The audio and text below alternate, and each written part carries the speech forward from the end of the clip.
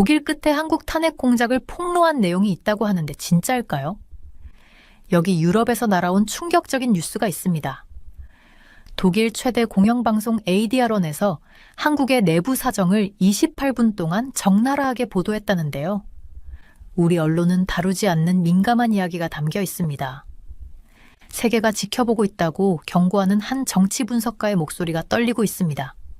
한국 야당의 북한 중국과의 유착 관계부터 선거 시스템의 취약점까지. 그런데 가장 충격적인 건 만약 탄핵이 인용된다면 주한미군이 철수할 수도 있다는 경고입니다. 대체 이 방송에서 무슨 일이 벌어지고 있는 걸까요? 한국의 미래가 달린 이 중대한 결정이 국제사회에서는 어떻게 비춰지고 있을까요? 저는 책상 가장자리에 매끄러운 나무를 꼭 쥐고 카메라를 바라보았어요. 제 이름은 미카엘 레이놀드. 지난 20년간 한국 정치에 대해 연구하고 이야기해 왔었습니다. 그런데 오늘은 어느 때보다 더 불안한 기분이 들었어요. 독일의 ADR1이라는 방송사가 한국의 정치적 문제를 다룬 28분짜리 특별 보도를 내보냈거든요. 그들의 보도 내용은 제가 몇 달 동안 경고해왔던 것과 정확히 일치했었습니다. 세계에서 지켜보고 있습니다. 저는 시청자들에게 말했어요. 이 말은 한국어로 세계가 지켜보고 있다라는 뜻이에요. 요즘 저는 이 말을 자주 하고 있었습니다. 한국에서 벌어지는 일이 우리만의 문제가 아니라 전 세계에 영향을 미칠 수 있다는 점을 상기시키기 위해서였어요. 최근 제 채널이 삭제될 수도 있다는 경고를 받았어요. 이상했죠. 해외 언론이 제가 다루던 문제를 본격적으로 보도하기 시작하자 국내에서 누군가 저를 침묵시키려 하는 듯 했어요. 저는 혹시나 하는 마음에 모든 정치 관련 영상을 백업 채널로 옮겨두었었습니다. 언젠가 주한미군 철수라는 말을 실제로 듣게 되는 날이 올까봐 두려웠어요. 제 영상이 사라지면 어디서 저를 찾으면 될지 아시겠죠? 저는 151만 명의 구독자들에게 말했어요. 단순히 채널이 삭제될까봐 걱정하는 게 아니었어요. 누군가 정보에 대한 통제를 시도하고 있다는 것 자체가 더 큰 문제를 의미했었죠. 세상은 빠르게 변하고 있었어요. 20년 동안 좌파 성향의 지도자들을 배출했던 독일이 최근 보수 정권을 선택했었습니다. 저는 독일에서 벌어진 변화와 한국에서 일어나는 일 사이에서 유사점을 발견했어요. 세계 각국이 자신들의 신념과 동맹 관계, 그리고 국가 안보에 대해 다시 고민하기 시작한 것이죠. 요즘 제 방송에는 탄핵, 계엄, 미군 같은 단어들이 자주 등장했어요.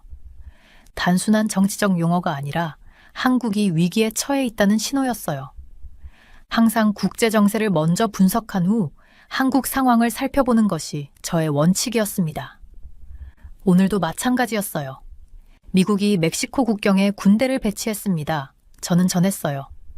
이스라엘은 미국으로부터 400억 달러 규모의 긴급 군사 지원을 받았어요. 이는 가자 지구에서의 전투가 더 격화될 가능성이 크다는 의미입니다. 저는 가자 지구, 우크라이나, 시리아에서 벌어지는 상황을 설명하며 강대국들이 마치 체스판의 말처럼 움직이고 있음을 보여주려고 했어요. 우크라이나와 미국은 자원 협정을 두고 갈등을 겪고 있었고 젤렌스키 대통령과 트럼프 전 대통령 사이의 관계도 삐걱거리고 있었어요. 유럽 지도자들은 우크라이나의 미래를 두고 논의 중이었죠. 이 모든 것이 기존의 국제관계가 흔들리고 있다는 신호였습니다. 우크라이나, 이스라엘, 가자지구, 멀리 있는 이야기처럼 들릴 수도 있지만 이들은 자국을 지키지 못하면 어떤 일이 벌어지는지를 보여주는 사례들입니다. 저는 강조했어요. 프랑스의 마크롱 대통령이 유럽 국가들을 위해 핵우산을 제공하겠다고 나선 것도 미국이 더 이상 확실한 우방이 아닐 수도 있다는 불안감 때문이었어요. 만약 한국의 정치가 흔들린다면 우리 역시 국제사회에서 고립될 수 있다는 걱정이 들었어요. 국제 질서가 다시 쓰이고 있습니다. 저는 시청자들에게 말했어요. 대한민국이 이 변화 속에서 어떤 입장을 취할 것인지 생각해야 합니다.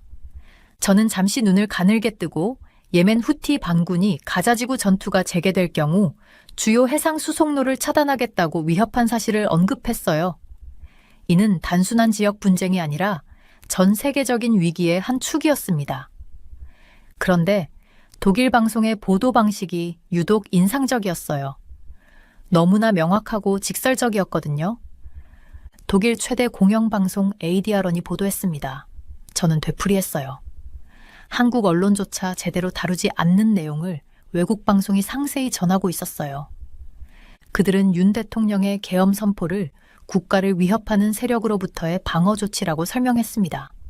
하지만 역사 속의 계엄과는 달리 이번에는 거리에서 탱크를 볼 수 없었고 사상자도 발생하지 않았으며 언론 통제도 없었다고 보도했어요. 독일 방송은 야당 정치인들이 카메라 앞에서 일부러 연출된 장면을 만들며 무장하지 않은 군인들이 자신들을 위협하는 것처럼 행동했다고 보도했어요. 그리고 한국 야당이 북한 및 중국과 오랜 유착 관계를 맺어왔다는 점도 강조했었습니다. 한국의 야당은 지난 수십 년 동안 북한과 중국 두 정권과 매우 가까운 정당으로 알려져 왔다. 저는 그들의 보도를 그대로 인용했어요. 그러나 가장 걱정스러운 부분은 한국의 선거 시스템에 대한 의혹이었습니다. 독일 방송은 한국의 전자투표 시스템이 중국 부품을 사용하고 있으며 이로 인해 선거 부정의 가능성이 있고 조사가 제대로 이뤄지지 않을 위험이 있다고 지적했어요. 세계는 지금 한국을 이렇게 보고 있습니다. 저는 진지하게 말했어요. 우리가 보여주려 했던 성공적인 민주주의가 아니라 외부 세력에 의해 조종될 수 있는 국가로요. 그리고 가장 중요한 문제로 논의를 옮겼어요. 주한미군의 미래였습니다. 독일과의 유사점이 너무나도 뚜렷했어요. 독일이 미국과 정치적 방향이 달라지자 미군이 계속 주둔해야 하는지 의문이 제기되었죠. 저는 설명했어요. 이제 우리도 같은 상황에 놓여 있습니다. 주한미군 28,500명은 단순한 군인이 아니라 미국의 방위 공약 그 자체예요. 하지만 한국의 정치적 변화가 계속된다면 이 약속도 사라질 수 있었습니다. 미국 대사관 근처에서는 미군 철거라고 적힌 피켓이 등장했어요. 단순히 철수를 요구하는 것이 아니라 미군을 완전히 제거해야 한다는 극단적인 반미 정서가 퍼지고 있었어요. 주한미군 철수, 저는 다시 한번 반복했어요. 이는 단순한 가능성이 아니라 현실로 다가올 수도 있는 일이었어요. 안보는 단순한 개념이 아니라 우리가 누리는 모든 자유의 기반입니다. 저는 강조했어요.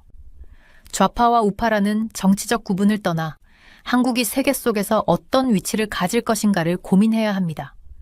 방송이 끝나갈 무렵 저는 헌법재판소 판사들에게 직접 메시지를 남겼어요. 장관급 대우를 받는 분들께서는 개인적인 이익이나 이념이 아니라 국가를 위해 결정을 내려야 합니다. 저는 간절히 호소했어요. 세계에서 지켜보고 있습니다. 이제 한국은 선택의 기로에 서 있었습니다. 독일처럼 민주적 각성을 통해 올바른 길을 찾을 것인가, 아니면 큰 위기를 겪고 나서야 깨닫게 될 것인가? 우리는 한국전쟁 이후 가장 큰 시험을 맞이했습니다. 저는 마지막으로 말했어요.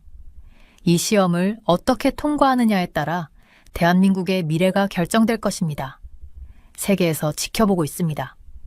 그렇게 저는 어쩌면 마지막이 될 수도 있는 방송을 마쳤습니다. 저는 항상 세계 정세를 먼저 살펴보면서 분석을 시작했었어요. 오늘도 예외는 아니었죠. 최신 뉴스를 검토하면서 말이에요. 미국이 멕시코 국경에 병력을 배치했어요. 저는 시청자들에게 전했어요. 그리고 이스라엘이 미국으로부터 400억 달러 규모의 긴급 군사 지원을 받았어요. 이건 가자지구에서의 전투가 더 심해질 수도 있다는 의미일지도 몰라요. 저는 가자지구, 우크라이나, 시리아에서 벌어지는 일들을 설명하면서 마치 체스 경기처럼 강대국들이 움직이고 있다는 걸 보여주려 했었어요. 우크라이나와 미국은 광물 자원 공유 문제에서 의견 차이를 보였고 젤렌스키 대통령과 트럼프 전 대통령도 사이가 좋지 않았어요. 유럽의 지도자들은 우크라이나의 미래에 대해 논의하고 있었고요. 이런 모든 일들이 국가 간의 관계가 변하고 있다는 걸 보여주고 있었어요. 우크라이나, 이스라엘, 가자지구 같은 단어들은 저에게 그냥 먼 나라 이야기가 아니었어요. 스스로를 지키지 못하게 됐을 때 어떤 일이 벌어지는지를 경고하는 신호였죠. 프랑스의 마크롱 대통령은 미국이 더 이상 유럽을 확실히 보호해 줄지 모르겠다고 생각하며 프랑스의 핵무기로 유럽을 보호하겠다는 입장을 밝혔어요. 저는 이런 상황을 보면서 우리 한국도 정부의 방향이 바뀌면 외톨이가 될 수도 있겠다는 생각을 했었어요. 국제적인 안보 체계가 다시 쓰이고 있어요. 저는 방송을 보던 사람들에게 말했어요. 우리는 한국이 이 세계에서 혼자 서 있다고 착각하면 안 돼요. 저는 눈을 가늘게 뜨고 후티 반군이 가자지구에서 전투가 다시 벌어질 경우 주요 해상로를 봉쇄하겠다고 위협하는 상황을 설명했어요. 이건 각기 다른 문제가 아니라 하나로 연결된 세계 시스템이 압박을 받고 있는 증거였어요. 메모를 다시 살펴보니 걱정되는 내용이 있었어요. 여러 나라들이 점점 서로 돕기보다는 자국 문제에 집중하기 시작했어요.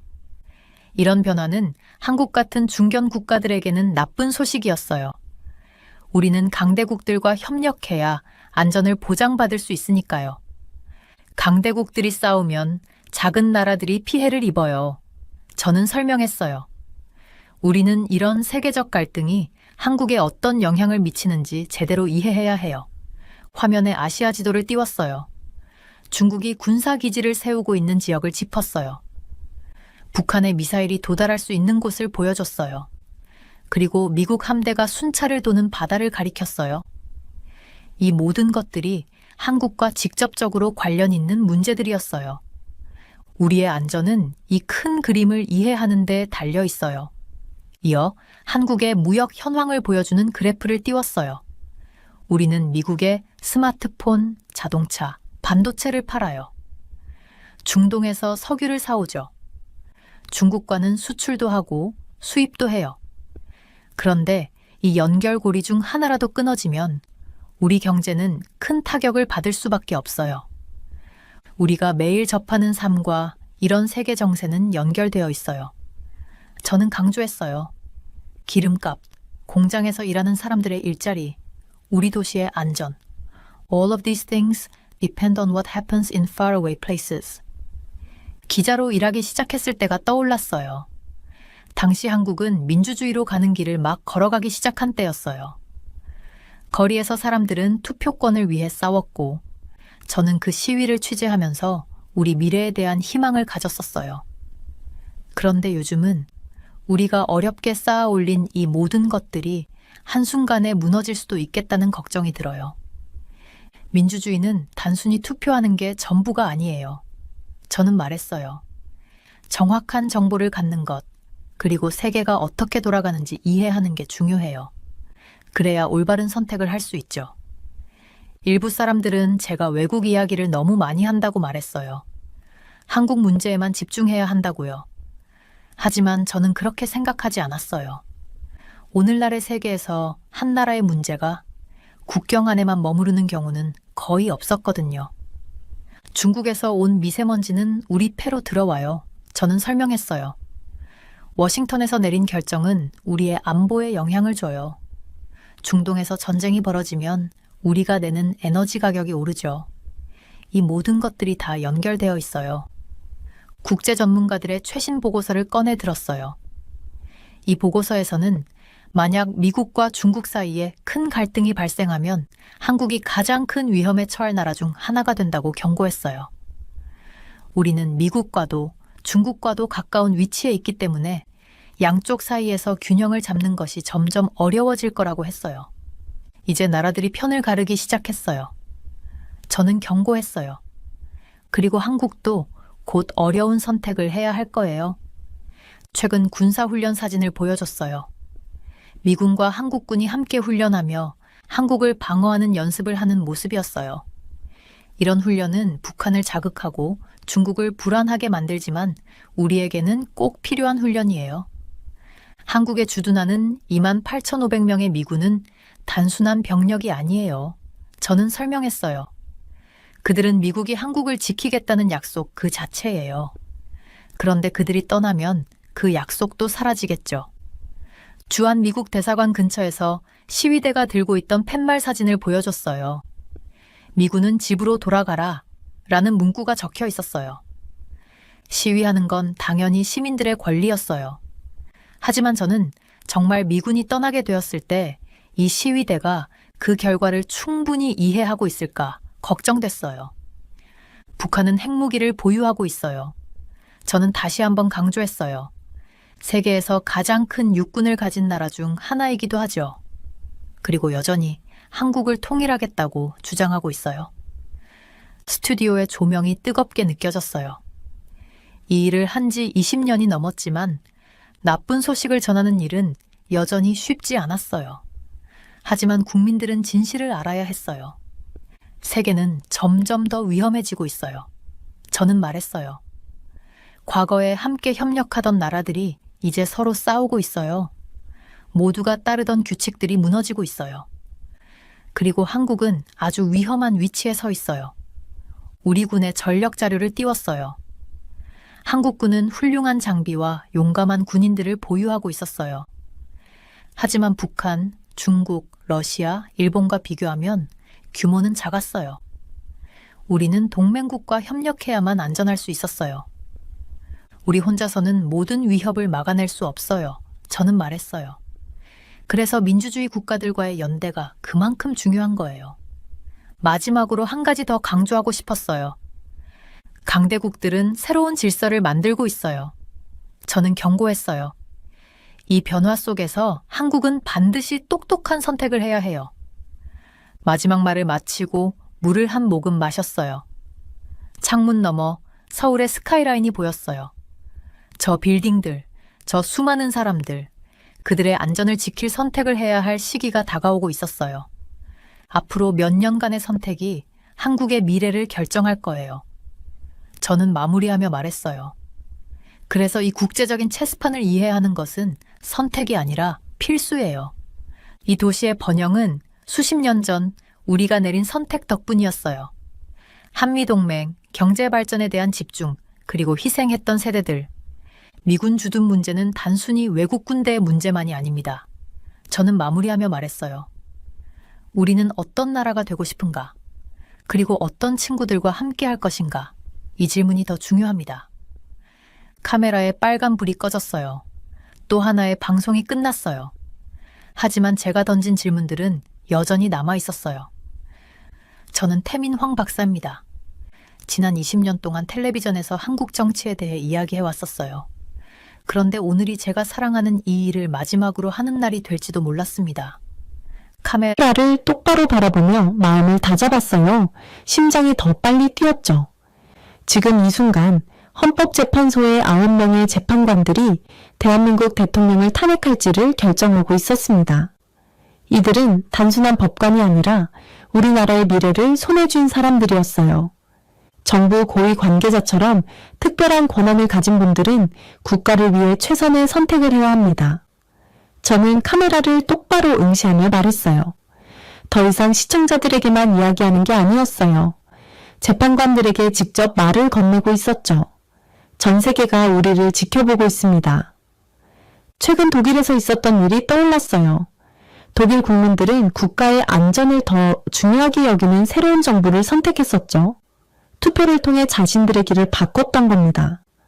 그렇다면 한국도 현명한 법원의 결정으로 문제를 해결할 수 있을까요?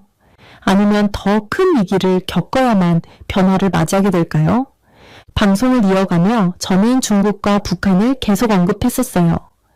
단순히 지도에서 가까운 나라들이 아니라 각자 한국에 대한 계획을 품고 있는 강력한 이웃들이었죠. 그들은 우리의 혼란을 예의주시하고 있었습니다. 우리 민주주의를 떠받치는 세 기둥이 있습니다. 선거관리위원회, 군, 그리고 국민입니다. 저는 천천히 말을 이어갔어요. 이 중 하나라도 무너지면 우리 시스템 전체가 붕괴될 수 있습니다. 미국 대사관 근처에서 시위를 하던 사람들이 들고 있던 피켓이 떠올랐어요. 주한미군 철거라는 문구가 적혀 있었죠. 단순히 미군 철수를 원하는 게 아니었어요. 우리를 지켜주는 시스템 자체를 무너뜨리려는 의도가 분명했었습니다. 그 생각에 가슴이 답답해졌어요. 이건 단순히 정당 간의 싸움이 아닙니다. 저는 차분하지만 단호한 목소리로 말했어요. 한국이 스스로의 선택을 하는 자유로운 나라로 남을 것인가 아니면 강대국들의 새로운 냉전터가 될 것인가의 문제입니다. 책상 가장자리를 꼭 잡았어요.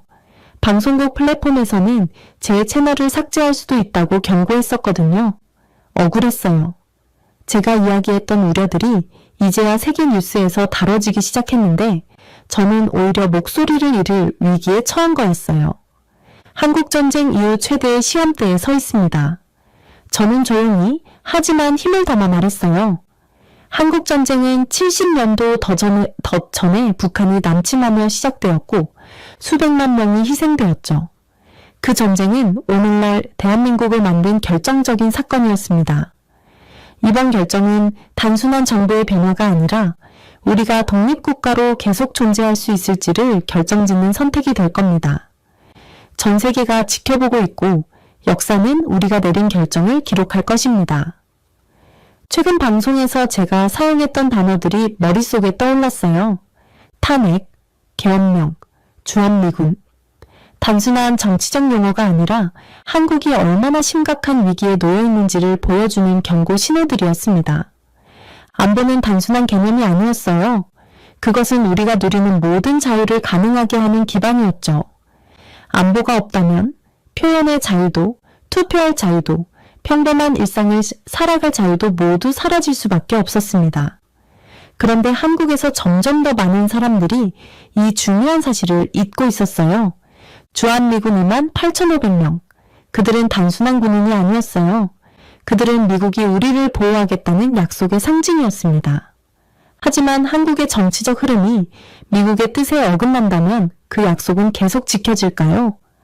이 질문이 밤마다 저를 잠 못 들게 했어요. 마지막으로 노트를 훑어봤어요. 독일 뉴스에서 우리 상황을 너무도 명확하게 분석한 것이 떠올랐죠. 외국인들이 우리가 미쳐보지 못하거나 혹은 보려 하지 않는 진실을 꿰뚫고 있었습니다. 그들은 우리 대통령이 국가를 지키기 위해 계엄령을 선포했다고 전했어요. 하지만 과거의 계엄령과는 달랐어요. 거리에는 탱크도 없었고 시민이 다치거나 사망하는 일도 없었으며 언론 통제도 없었어요. 독일 방송은 야당 정치인들이 가짜 장면을 연출했다고도 보도했었어요. 군이 자신들을 위협하는 것처럼 꾸며 카메라 앞에서 연기했다는 것이었죠. 그리고 야당이 수십 년 동안 북한 및 중국과 연계되어 있었다는 분석도 덧붙였어요. 가장 충격적이었던 건 우리 선거 시스템이 중국 기술을 사용해 만들어졌고 그로 인해 조작 가능성이 있으며 조사조차 방해받고 있다는 내용이었습니다. 이것이 지금 세계가 우리를 바라보는 시선입니다. 저는 씁쓸한 목소리로 말했어요. 우리가 자랑스럽게 여겼던 민주주의의 성공 모델이 아니라 내부에서 무너질 위험에 처한 나라로 보고 있는 겁니다. 역사는 우리에게 경고해 왔어요. 나라를 지키는 것이 무엇보다 중요하다는 사실을 망각한 국가들은 다시 회복할 기회를 얻지 못하는 경우가 많았습니다. 저는 대한민국이 그런 실수를 하지 않기를 간절히 바랐어요. 카메라의 붉은 불빛이 서서히 꺼지기 시작했어요. 깊은 숨을 들이마셨습니다. 저는 제가 해야 할 일을 했어요. 제가 본 진실을 이야기했죠. 이번이 마지막 방송이 될지 아닐지는 알 수 없었지만 목소리를 낼 수 있는 한 계속 말할 겁니다. 지금은 침묵할 때가 아니었어요. 제작자가 방송 종료 신호를 보냈어요. 저는 마이크를 떼고 조용히 앉아 있었습니다. 창밖으로 보이는 서울은 여느 때처럼 바쁘게 움직이고 있었어요. 출근하는 사람들, 학교를 향하는 학생들, 평범한 일상이 계속되고 있었죠. 하지만 사람들은 자신들이 누리는 이 평온함이 얼마나 위태로운지 전혀 알지 못했어요. 서류를 정리하고 자리에서 일어났어요. 앞으로 어떤 일이 벌어질까요? 대통령이 탄핵될까요? 아니면 자리를 지킬까요? 제 방송 채널은 살아남을 수 있을까요? 아니면 사라질까요? 하지만 한 가지는 확실했어요. 대한민국은 지금 중요한 갈림길에 서 있었습니다. 우리가 선택하는 길이 우리의 미래뿐만 아니라 우리 아이들과 그들의 아이들에게도 영향을 미칠 거예요. 스튜디오를 나서자 휴대전화가 울렸어요. 방송을 본 시청자들의 반응이 벌써 쏟아지고 있었어요. 어떤 사람들은 제 말에 동의했고 어떤 사람들은 지나친 걱정이라며 비난했어요. 하지만 논쟁이 있다는 것 자체가 민주주의의 증거였어요. 다만 앞으로도 이런 자유로운 토론이 가능할지가 걱정될 뿐이었어요. 건물 경비원이 저를 보며 고개를 끄덕였어요. 오늘 방송 잘 봤습니다, 황 박사님. 저는 미소로 답했어요. 이런 짧은 인사조차 우리가 누리는 자유의 일부였어요. 이 자유가 계속될까요? 시간만이 답을 줄 겁니다. 하지만 제가 계속 목소리를 낸다면 희망은 있을 거예요. 곧 법원의 결정이 내려질 겁니다. 대한민국은 위기에서 벗어날까요? 아니면 더 깊은 혼란 속으로 들어갈까요? 어떤 결과가 나오든 저는 계속 지켜볼 겁니다. 세계가 대한민국을 주목하고 있습니다. 그리고 저 태민황은 끝까지 이 나라를 지켜볼 것입니다. 베이징에 있는 제 사무실 창가에 서서 빗물이 유리창을 타고 흐르는 모습을 바라보고 있었어요. 제 이름은 펑즈하오, 나라들이 서로 물건을 사고 파는 방식에 대해 연구하는 교수입니다. 요즘 저는 중국에서 일어나고 있는 큰 변화 때문에 걱정이 많았었어요. 많은 중국 기업들이 우리나라를 떠나고 있었거든요. 몇 달 전부터 저와 베이징 대학의 연구팀은 이 문제를 추적해 왔습니다. 책상 위에 놓인 수치들은 명확한 이야기를 들려주고 있었어요. 중국에서 공장들이 사라지는 속도가 그 어느 때보다 빨랐었어요. 기업가들은 이를 트럼프 공포증, 트럼프 포비아이라고 부르고 있었죠. 도널드 트럼프가 다시 미국 대통령이 되자마자 중국산 제품에 10%의 관세를 부과했었습니다. 이로 인해 미국에서 중국 제품의 가격이 더 비싸졌어요. 그 결과 더 많은 기업들이 중국을 떠나기 시작했었죠. 원래는 조용한 흐름이었던 기업들의 이탈이 이제는 거대한 물결이 되어버렸습니다. 한숨을 쉬며 어제 정리해둔 메모를 다시 들여다보았어요. 어제 저는 전자제품을 제조하는 아지리 테크놀로지의 대표와 이야기를 나눴었습니다. 그들은 이미 말레이시아와 인도에 새로운 공장을 짓기 시작했었어요. 내년 봄이면 공장이 가동될 거라 예상하고 있었죠. 이렇게 하면 미국에 제품을 팔 때 추가 관세를 내지 않아도 되니까요. 저는 노트에 이렇게 적었어요. 중국 기업들조차 트럼프 공포증 때문에 중국을 떠나고 있다. 이 문장에 밑줄을 그었죠. 공장주들과 인터뷰할 때마다 똑같은 이야기를 듣고 있었어요. 트럼프가 다시 대통령이 되면서 그들은 더 서둘러 해외로 나가야 한다고 느끼고 있었거든요. 창밖을 다시 바라보았어요. 비에 젖은 베이징의 거리 위로 사람들이 우산을 쓰고 바쁘게 움직이고 있었어요. 하지만 아무도 지금 제가 추적하고 있는 경제적 폭풍에 대해 알지 못하는 듯 했어요. 이건 단순히 몇몇 기업이 떠나는 문제가 아니었어요. 지금 벌어지는 건 대규모 탈출이었습니다. 저는 다시 책상으로 돌아와 컴퓨터 앞에 앉았어요. 최신 연구 논문을 작성하기 시작했죠. 화면에 문장이 하나씩 떠올랐어요. 중국 기업들이 중국을 등지고 있다. 이런 내용을 직접 쓰게 될 줄은 몰랐지만 부정할 수 없는 현실이었어요. 지난주에는 베이징 외곽의 공단 지역을 직접 방문했었어요. 5개의 공장을 둘러봤는데 그중 3곳은 이미 기계를 포장해서 해외로 보내고 있었습니다. 공장주들은 모두 같은 이유를 이야기했었어요. 중국 내 임금이 계속 오르고 있다. 미국이 중국산 제품에 부과하는 관세가 점점 높아지고 있다. 앞으로 상황이 더 나빠질까봐 불안하다. 우린 가만히 기다릴 수 없어요. 한 공장주가 저에게 이렇게 말했었어요. 그때 가서 움직이면 이미 늦을 겁니다. 지금부터 준비해야 해요. 저는 연구 자료를 꺼내어 책상 위에 펼쳤어요. 베트남, 캄보디아, 인도 등으로 이전한 기업들의 수치를 나타낸 그래프를 다시 살펴봤어요. 트럼프 당선 이후 공장 이전을 나타내는 푸른 선이 급격히 상승했었죠. 그때 전화벨 소리가 제 생각을 끊어놓았습니다. 연구 조교인 민이었어요. 펑 교수님, 요청하신 최신 수치를 정리했습니다. 그녀의 목소리가 들렸어요. 지난달에만 제조업체 37곳이 베트남에서 공장 설립 허가를 신청했어요. 한 달 만에 37곳이나 저도 모르게 되묻고 말았어요. 이미 예상은 하고 있었지만 생각보다 더 심각한 숫자였어요. 전화를 끊은 뒤 저는 이 데이터를 그래프에 추가했어요.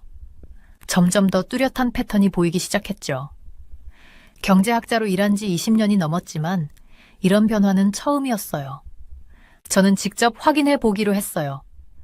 노트북을 열고 항공권을 예약했죠. 목적지는 베트남, 말레이시아, 인도, 중국 기업들이 새롭게 공장을 세우고 있는 곳들이었어요. 떠난 기업들의 대표들을 만나 직접 이야기를 들어봐야겠다고 생각했어요. 왜 떠났고 지금은 어떤 상황인지 확인해야 했습니다. 사무실을 나서기 전 다시 창밖을 바라봤어요. 빗줄기는 더 거세졌어요. 마치 중국 제조업을 덮치는 위기처럼요. 기업들은 상황이 더 악화되기 전에 서둘러 빠져나가려 하고 있었어요. 트럼프가 예전처럼 관세를 60%까지 올릴 수도 있다고 위협했었거든요. 가방에 연구 자료를 챙기면서 생각했어요. 중국은 오랫동안 세계의 공장으로 불려왔었는데 이 흐름이 예상보다 훨씬 빠르게 변하고 있구나. 사무실 불을 끄고 엘리베이터에 탔어요. 이제 본격적으로 연구 여행을 준비해야 했습니다. 저는 이 현상을 용들의 이주라고 부르고 있었어요. 중국 경제를 떠받치던 기업들이 마치 용처럼 다른 나라로 날아가고 있었죠.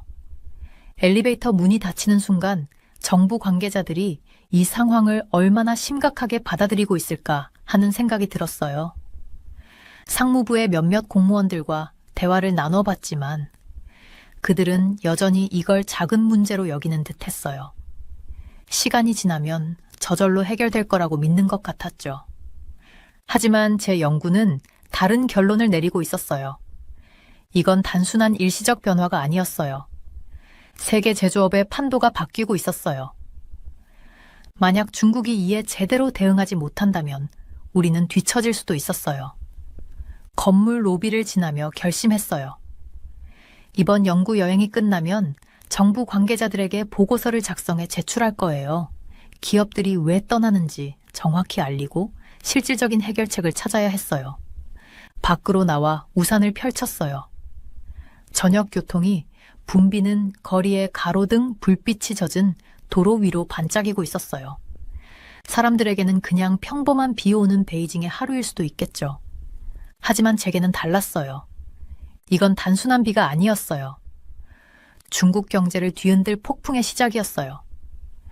그리고 이 변화는 중국뿐만 아니라 전 세계 경제까지 바꿀 수도 있었습니다. 지금까지 제 연구는 다가올 미래를 미리 볼 수 있는 창이 되어 주었어요. 이제 그 미래를 다른 사람들에게도 보여줄 차례였습니다. 비행기 탑승을 기다리며 여권을 한 번 더 확인했어요. 제 이름은 지하오 펑, 전 세계의 돈과 기업이 어떻게 움직이는지 연구하는 교수예요. 오늘은 동남아시아를 돌며 직접 현장을 조사하는 첫날이었어요. 중국 기업들이 어떤 변화를 겪고 있는지 제 눈으로 확인해야 했거든요. 비행기 안에서는 커피와 청소 용품 냄새가 섞여 있었어요. 자리에 앉아 노트를 펼쳤어요. 제 임무는 단순하지만 중요한 일이었어요. 왜 이렇게 많은 중국 기업들이 공장을 해외로 옮기는지 알아내야 했거든요. 베이징 대학에서 연구한 결과 중국 기업들이 그 어느 때보다 빠르게 떠나고 있었어요. 그 이유를 직접 듣고 싶었어요. 짧은 비행 끝에 베트남에 도착했어요. 공항 밖으로 나오자마자 뜨겁고 습한 공기가 온몸을 감쌌어요. 숨을 깊이 들이마시는 순간 이마에 땀이 맺혔어요. 공업지대로 가는 차를 미리 예약해 두었는데 기사님이 저를 기다리고 있었어요. 베트남 처음인가요? 기사님이 간단한 영어로 물었어요. 아니요, 오랜만에 왔어요. 제가 답했어요. 많이 변했네요. 정말 그랬어요. 도시 외곽의 공업지대를 지나면서 눈앞에 펼쳐진 풍경을 보고 깜짝 놀랐어요. 여기저기 공사 현장이 가득했고 끝없이 새 공장들이 들어서고 있었어요. 망치질 소리와 전동 드릴 소리가 공기를 가득 채웠어요. 건설 자재를 실은 트럭들이 먼지 나는 도로를 천천히 달리고 있었어요. 그리고 그 공장들 중 상당수는 간판에 중국 회사 이름을 달고 있었어요. 바로 제가 연구하러 온 기업들이었어요. 이 지역은 최근 2년 동안 엄청나게 성장했어요. 기사님이 말했어요. 요즘 중국 기업들이 많이 옵니다. 그의 말을 바로 노트에 적었어요. 베이징에서 연구하며 예상했던 흐름이 실제로 벌어지고 있었어요. 다음 날 아침, 저는 새로 문을 연 전자 부품 공장에서 린웨이를 만났어요. 불과 석 달 전까지만 해도 그는 중국 선전에서 일하고 있었어요. 그런데 지금은 이렇게 베트남에서 새 공장을 세우고 있었어요. 공장 내부를 둘러보며 저는 물었어요. 왜 회사가 여기로 옮기기로 했나요? 리는 땀을 훔치며 대답했어요. 이유는 간단해요. 트럼프 대통령이 중국 제품에 새 세금을 매길 거라고 해서요. 우리 사장님이 말하길 미국에 제품을 팔려면 베트남에서 만들어야 세금을 피할 수 있다고 했어요. 저는 노트에 트럼프 공포라고 적었어요. 연구를 하면서 여러 번 들었던 표현이었거든요. 기업들이 미국 대통령의 다음 행보를 두려워하고 있었어요. 공장이 언제쯤 완전히 가동될까요? 제가 물었어요. 2달 안에 제품 생산을 시작하려고 해요. 린이 답했어요. 엄청 빠르게 진행 중이에요. 미국에 새 세금이 적용되기 전에 준비를 마쳐야 하거든요. 그 주 내내 저는 여러 공장을 방문하고 린 같은 관리자들을 만나 이야기를 들었어요. 매일 새로운 사례와 데이터를 모으며 연구를 이어갔어요. 큰 의류 공장인 메이홍 어페럴에서 운영 이사장 씨를 만났어요. 그녀의 회사는 원래 제품의 80%를 중국에서 생산했었어요.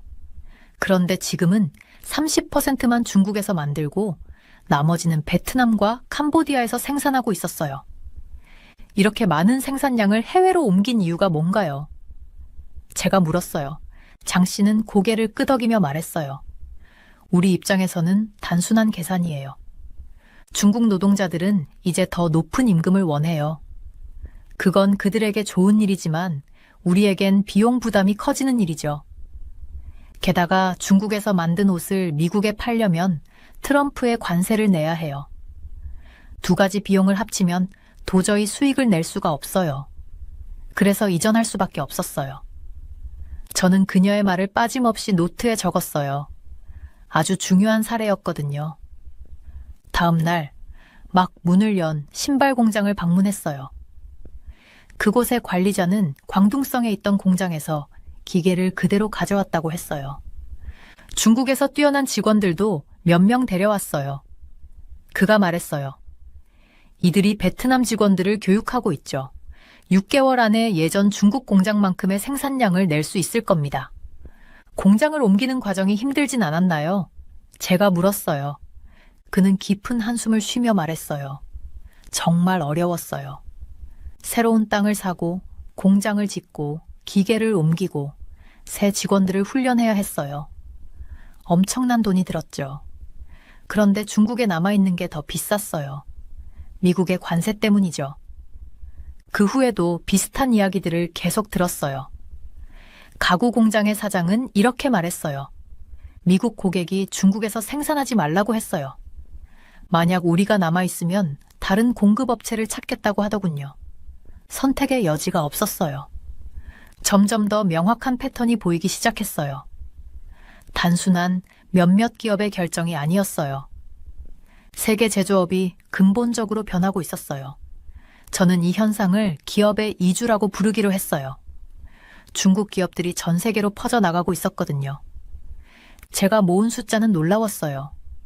2023년 중국 기업들이 동남아 공장에 투자한 금액은 2018년의 2배였어요. 공장 관리자들은 한결같이 같은 단어를 반복했어요. 베트남, 생산, 공장 이전, 동남아시아. 3번째 주에는 하노이 근처의 전자부품 산업 단지를 방문했어요. 거기서 새로운 회로 기판 공장을 운영하는 류 씨를 만났어요. 중국에서는 500명의 직원이 있었어요. 그가 말했어요. 여기선 300명 뿐이지만 비용이 훨씬 적게 들고 미국 관세 걱정도 없어요. 제가 물었어요. 중국이 그립진 않나요? 그는 조용히 말했어요. 그렇죠. 제 고향이니까요. 하지만 비즈니스는 비즈니스예요. 살아남으려면 움직여야죠. 그날 밤 저는 떠난 중국 노동자들, 새로 일자리를 얻은 베트남 노동자들, 공장을 옮기느라 돈을 쓴 기업들, 그리고 아마도 더 저렴한 제품을 사게 될 미국 소비자들을 생각했어요. 단순한 돈과 세금 문제가 아니었어요. 사람들의 삶이 변하고 있었어요. 베트남에서 마지막 공장을 방문한 후 저는 노트에 이렇게 적었어요. 중국 기업들은 확실히 떠나고 있다. 그리고 그 속도는 점점 빨라지고 있다. 그 이유는 단 하나, 미국의 관세 때문이다. 비행기가 이륙하며 창밖을 내려다봤어요. 공장들이 끝없이 늘어서 있었어요. 이제 저는 캄보디아로 갈 차례였어요. 그곳에서도 같은 현상이 벌어지고 있을까요? 곧 알게 되겠죠. 베트남에서의 연구를 마친 지 한 달이 지나 있었어요. 이제 저는 미국 시카고에 와 있었죠. 이곳에서 중국에서 제품을 사들이는 미국 상점 주인들을 만나기 위해 왔습니다. 제 이름은 쯔하오 펑기고 중국 기업들이 왜 중국을 떠나고 있는지를 연구하고 있어요. 오늘 저는 허니캔두 인터내셔널 본사로 들어섰습니다. 이 회사는 다양한 생활용품을 판매하는 미국의 대형 기업이었어요. 저는 이곳에서 회사를 이끄는 스티브 그린스펀을 만나기로 되어 있었습니다. 스티브는 넓은 사무실에서 저를 반갑게 맞아주었어요. 커다란 창문 너머로는 시카고의 스카이라인이 보였죠. 그는 저에게 의자를 권하며 차 한 잔을 내주었습니다. 제가 노트북을 꺼내며 말했어요. 시간 내주셔서 감사합니다. 귀사의 생산지가 어떻게 변화하고 있는지 알고 싶습니다. 스티브는 고개를 끄덕이며 몸을 앞으로 숙였어요. 우리 이야기는 간단합니다. 2년 전만 해도 제품의 절반을 중국에서 만들었어요. 나머지는 베트남과 대만에서 생산했었죠. 하지만 지금은 중국에서 만드는 비율이 20%에 불과합니다. 저는 그 말을 조심스럽게 적었어요. 그럼 나머지 80%는 어디서 생산하나요? 약 60%는 베트남에서, 20%는 대만에서 만들고 있습니다. 스티브는 자사 공장의 사진을 보여주며 설명했어요. 그리고 캄보디아에도 새로운 공장을 짓고 있습니다. 6개월 후면 완공될 텐데 그때가 되면 중국에서는 더 이상 아무것도 생산하지 않을 겁니다. 이미 비슷한 이야기를 많이 들었지만 그래도 놀라운 사실이었어요. 그렇다면 앞으로도 중국에서 사업할 계획이 없으신가요? 스티브는 고개를 저었어요. 아니요, 앞으로 중국에서 의미 있는 비즈니스를 할 가능성은 없다고 봅니다. 저는 그의 말을 그대로 공책에 적어두었습니다. 제 연구에 매우 중요한 정보였어요. 그 후 일주일 동안 저는 중국에서 제품을 구매하거나 생산하는 미국 기업 15곳을 더 만났어요. 그런데 놀랍게도 대부분의 회사가 같은 이야기를 들려주었습니다. 공장을 중국 밖으로 이전하거나 다른 나라에서 제품을 조달하고 있다고 했어요. 가구 회사를 운영하는 한 여성은 이렇게 말했습니다. 지금 중국에서 사업하는 건 너무 위험해요. 코로나19가 터졌을 때 중국이 모든 걸 봉쇄했었죠. 그래서 우리 가구들이 몇 달 동안 출하되지 못했어요. 그 때문에 고객들의 불만이 엄청났습니다. 장난감을 판매하는 한 남성도 비슷한 말을 했어요. 중국산 제품에 붙는 새로운 세금 관세 때문에 가격이 너무 올랐어요. 이런 가격으로는 이익을 남길 수가 없습니다. 이번 인터뷰들에서 제가 가장 자주 들었던 단어는 압박이었어요. 미국 기업들은 더 이상 중국에 의존할 수 없다는 압박을 느끼고 있었습니다. 그리고 공급망에 대한 걱정도 많았어요. 즉 공장에서 제품이 만들어져 소비자에게 전달되는 과정에 문제가 생길까봐 우려하고 있었죠. 특히 관세 부과도 중요한 문제였어요. 미국 정부가 중국 제품에 새로운 세금을 부과하면서 많은 기업이 대안을 찾을 수밖에 없었죠. 가장 흥미로웠던 점은 코로나19가 이 변화를 가속화했다는 것이었어요. 코로나 이전까지만 해도 많은 기업이 중국에서 생산하는 것에 만족하고 있었어요.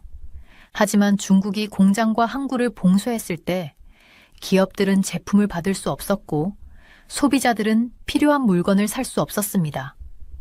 이 사건을 계기로 기업들은 한 가지 사실을 깨달았어요.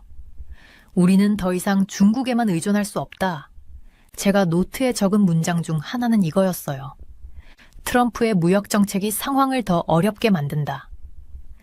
트럼프 전 대통령은 중국산 제품에 높은 세금을 부과한 인물이었어요. 많은 기업이 수억 달러를 들여 새로운 공장을 다른 나라에 짓고 있었지만 트럼프가 그 나라에도 새로운 세금을 부과할 수도 있는 상황이었어요. 그래서 기업들은 더욱 불안해했죠. 앞으로 어떤 일이 일어날지 아무도 모른다. 그날 저는 한 대형 매장을 방문했어요. 진열된 제품들을 보면서 라벨을 확인했죠. 5년 전만 해도 대부분의 제품에 메이드 인 차이나라고 적혀 있었을 거예요. 하지만 이제 많은 제품이 메이드 인 비엔남, 메이드 인 태국, 메이드 인 말레이시아로 바뀌어 있었습니다. 호텔로 돌아와 침대 위에 모든 메모를 펼쳐두었어요. 그리고 결론을 내릴 수 있었죠. 미국 기업들은 빠른 속도로 중국을 떠나고 있었다. 그들은 관세를 걱정했고 공급망 문제를 두려워했어요. 그리고 떠난 기업들은 다시 돌아올 생각이 없었습니다. 저는 베이징에 있는 연구조수에게 전화를 걸었어요. 그쪽 상황은 어때? 좋지 않아요. 그녀가 답했어요. 많은 공장 노동자들이 일자리를 잃고 있어요. 공장 건물들도 일부는 비어 있습니다. 정부도 이 문제를 심각하게 보고 있어요. 저는 다시 한번 생각했어요. 중국에서 일자리를 잃은 노동자들, 베트남과 캄보디아에서 새롭게 일자리를 얻은 노동자들, 가격 문제로 고민하는 미국 상점 주인들, 그리고 더 비싼 제품을 사야 할지도 모르는 미국 소비자들. 다음 날 저는 아시아에서 미국으로 물품을 운송하는 한 해운 회사를 방문했어요. 매니저가 저에게 컴퓨터 시스템을 보여주며 말했어요. 여기를 보세요. 그는 지도 위에 표시된 색색의 선들을 가리켰습니다. 3년 전만 해도 대부분의 배가 중국 항구에서 출발했어요. 하지만 지금은 베트남, 태국, 인도네시아에서 오는 선박들이 점점 많아지고 있습니다. 미국에서의 마지막 일정으로 저는 한 대학을 방문했어요. 글로벌 무역을 연구하는 존슨 교수를 만났습니다. 회색 머리에 안경을 쓴 그녀는 30년 넘게 중국과 미국의 무역을 연구한 전문가였어요. 지금 우리가 목격하는 변화는 역사적입니다. 그녀가 말했어요. 중국은 수십 년 동안 세계의 공장이었어요. 하지만 이제 그 시대가 빠르게 끝나고 있습니다. 시카고를 떠나 베이징으로 향하는 비행기에 앉아 저는 창밖을 바라보았어요. 점점 멀어지는 도시를 보며 생각했죠. 세상은 빠르게 변하고 있다. 이 변화가 중국과 미국, 그리고 전 세계에 어떤 의미를 가지는지 더 깊이 이해해야 했어요. 노트북을 열고 마지막으로 한 가지 질문을 적었습니다. 중국은 더 이상 세계의 공장이 아닐까? 그 답은 아직 알 수 없었어요. 하지만 제 연구는 계속될 것이었습니다. 아직 배워야 할 것이 많았거든요. 베이징의 익숙한 거리를 걸으며 오랜 연구 여행을 마치고 집에 돌아와서 참 기뻤었어요. 그런데 공기가 뭔가 달라진 것 같았어요. 어쩌면 달라진 건 저 자신이었는지도 몰라요. 여러 나라로 공장들이 옮겨가는 모습을 직접 보고 나니 세상이 전과는 다르게 보였거든요. 베이징 대학교의 사무실로 돌아오니 메시지가 잔뜩 와 있었어요. 그 중에서 눈에 띄는 한 통이 있었는데 정부에서 일하는 오래된 친구에게서 온 거였어요. 그 친구는 저녁 식사 자리에서 꼭 만나야 한다고 했어요. 메시지에서 급한 기운이 느껴졌었어요. 우리 공장들에 무슨 일이 벌어지고 있는지 이야기해야 해. 이건 단순한 친목 모임이 아니겠구나 싶었어요. 그날 저녁 우리는 정부 청사에서 멀리 떨어진 작은 식당에서 만났어요.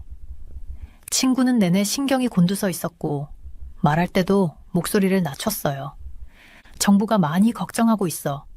그는 주변을 살피며 조용히 말했어요. 아직 공식 문서는 없지만 기업들이 기계와 핵심 인력을 해외로 빼돌리지 못하도록 은밀히 지시를 내리고 있어.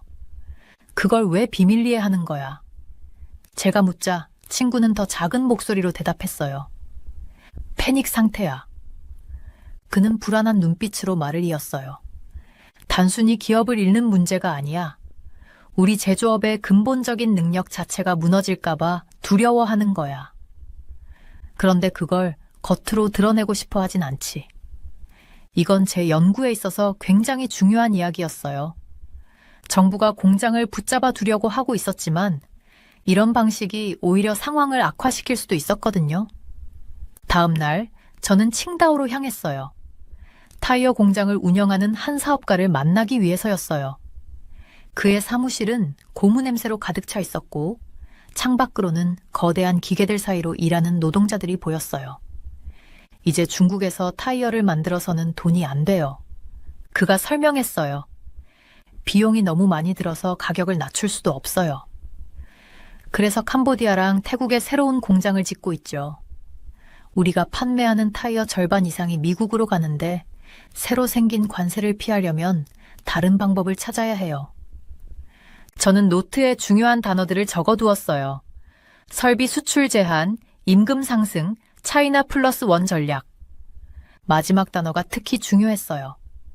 기업들이 모든 공장을 한꺼번에 옮기는 대신 일부는 중국에 남겨두고 다른 나라에도 생산 기지를 마련하는 방식이었거든요.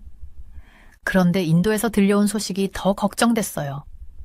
제가 아는 몇몇 기업 관계자들은 중국의 대기업들, 예를 들면 전기차를 만드는 BD나 컴퓨터 제조업체 레노보가 인도로 공장 설비를 옮기려고 할 때 심각한 난관에 부딪혔다고 했어요.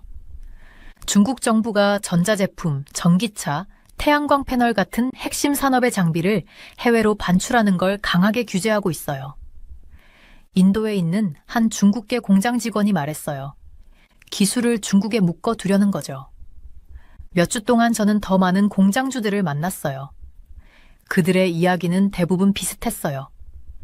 중국에 남아있으면 관세 때문에 손해를 본다. 하지만 중국을 떠나려 하면 정부가 발목을 잡는다. 심천에서 만난 한 공장주는 거의 텅 빈 건물을 저에게 보여주었어요. 대부분의 기계가 이미 팔려나가거나 옮겨진 상태였어요. 저는 베트남으로 전 공장을 옮기려고 했어요. 그는 실망한 듯 말했어요. 그런데 최신 기계들은 가져갈 수 없었어요. 결국 새 기계를 베트남에서 다시 사야 했죠. 2배의 비용이 들었어요. 정부의 입장도 들어보고 싶었어요. 그래서 상무부에서 일하는 한 여성 직원을 찾아갔어요. 그녀는 정부가 걱정하는 부분을 솔직하게 털어놨어요. 중국 사람들에게 일자리가 필요해요. 그녀가 말했어요. 우리는 오랫동안 제조업 기술을 키워왔어요. 그런데 공장들이 떠나면 이 기술도 사라지는 거잖아요. 그걸 막아야 해요. 그 말도 이해는 됐어요. 하지만 기업들을 강제로 붙잡아 두려는 방식이 오히려 역효과를 낼 수도 있었어요. 기업들은 자유롭게 선택할 수 있어야 했고, 만약 규제에 갇힌다고 느끼면 더 창의적인 방법을 찾아서라도 떠날 거예요. 광저우의 한 전자제품 공장에서 만난 엔지니어 웨이는 이미 그 대안을 실행하고 있었어요. 우리는 원래 모든 부품을 중국에서 만들고 완제품을 미국으로 보냈어요. 그가 공장을 돌아다니며 설명했어요. 하지만 이제는 복잡한 부품만 중국에서 만들고 나머지는 말레이시아의 작은 공장에서 조립해요.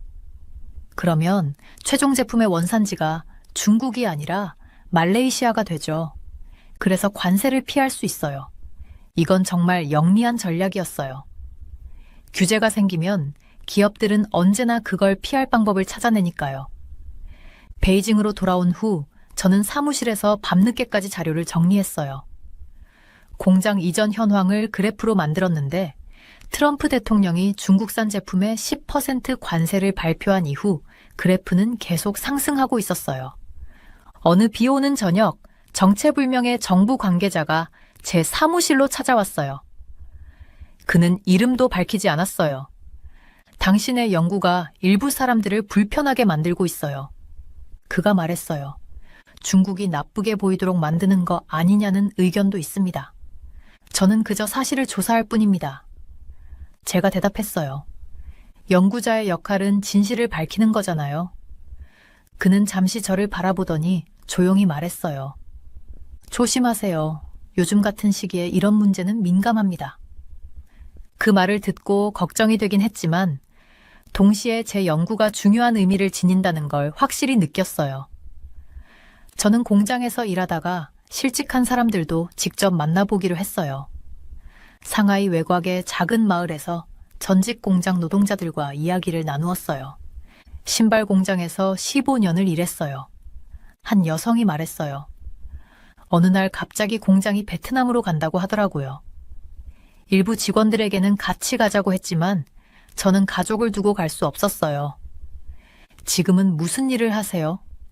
제가 묻자 그녀가 한숨을 쉬었어요. 정의 스쿠터로 배달 일을 해요. 돈은 예전보다 훨씬 적죠. 이건 단순한 경제 문제가 아니었어요.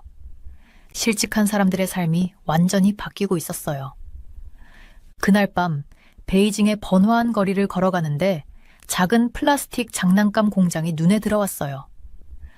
문 앞에 걸린 팻말에는 이렇게 적혀 있었어요. 이전 준비로 인해 폐업. 저는 문득 생각했어요.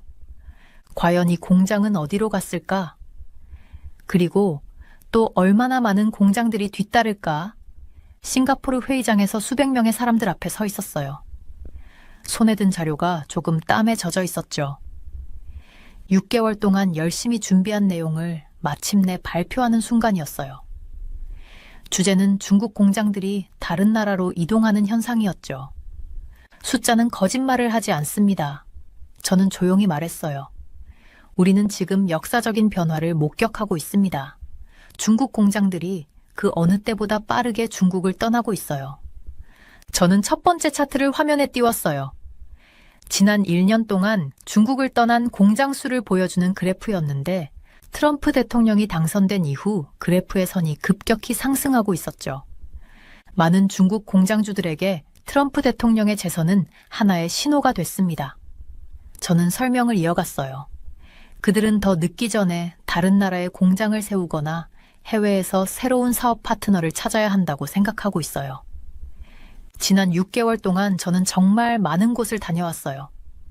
베트남, 캄보디아, 말레이시아, 인도, 그리고 심지어 미국까지 갔었어요. 그리고 어디를 가든 같은 모습을 보았어요. 중국 기업들이 중국을 떠나고 있었어요.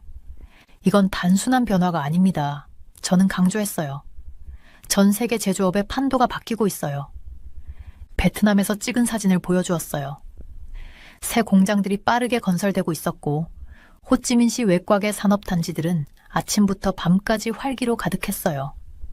이달 초 트럼프 대통령이 중국 제품에 10%의 관세를 추가했죠.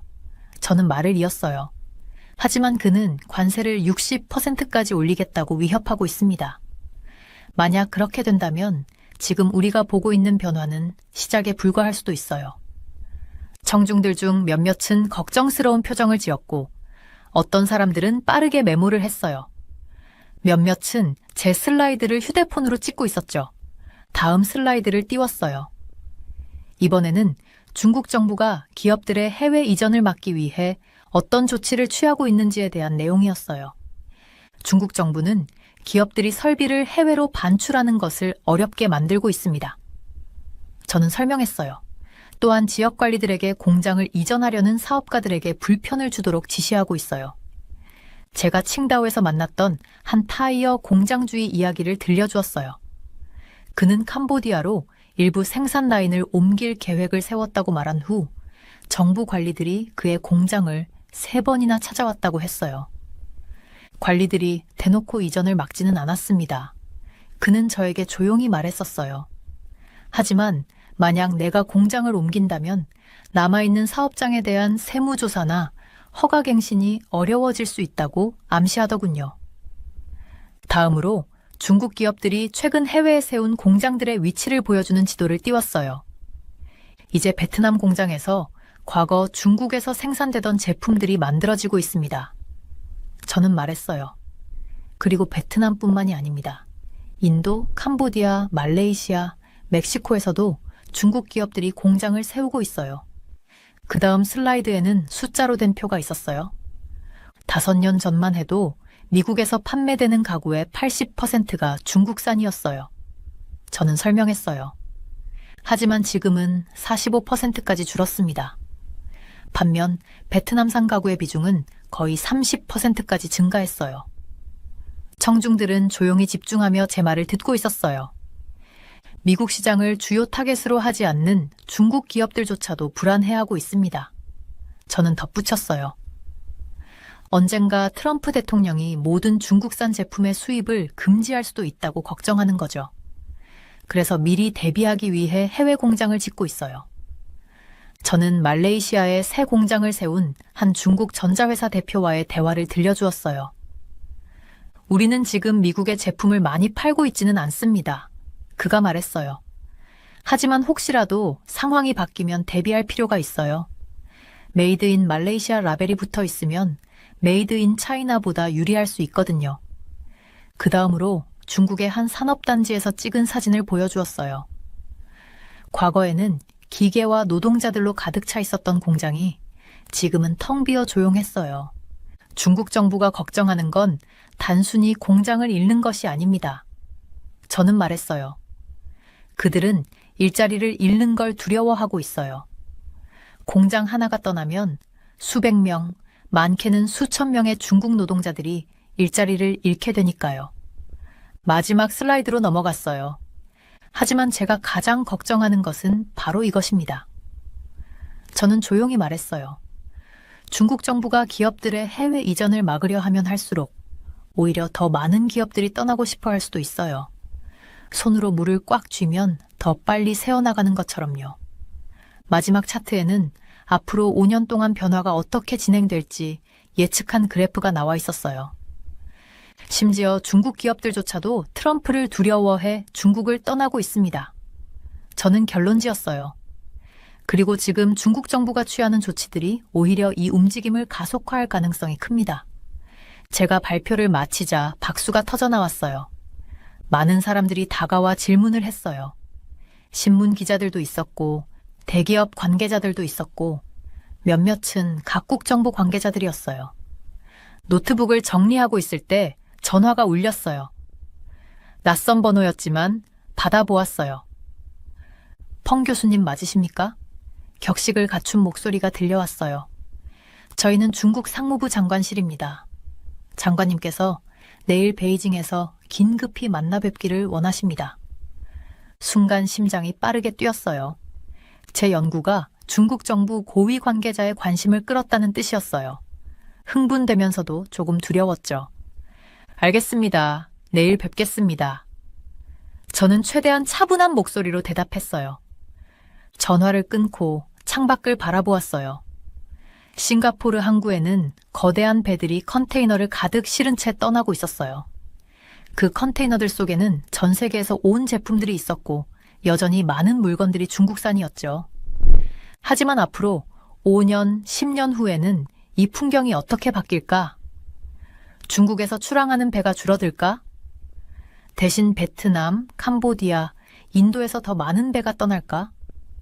가방을 정리하면서 지난 6개월 동안 자주 들었던 단어들이 떠올랐어요. 트럼프 공포, 중국 탈출, 공장 이전, 공급망 변화. 더 이상 연구 논문 속 단어들이 아니었어요. 지금 이 순간 세상을 바꾸고 있는 현실이었어요. 비행기에 올라 베이징으로 향하는 동안 잠을 이룰 수 없었어요. 공장주들, 노동자들, 사업가들 모두가 같은 거대한 변화 속에 놓여 있었어요. 창밖을 보니 구름이 끝없이 펼쳐져 있었어요. 미래는 마치 저 구름 아래 숨겨진 세상처럼 뚜렷하게 보이지 않았어요. 하지만 한 가지는 확실했어요. 세계의 공장들은 움직이고 있었고 이제 모든 것이 예전과 같지는 않을 거라는 사실이요.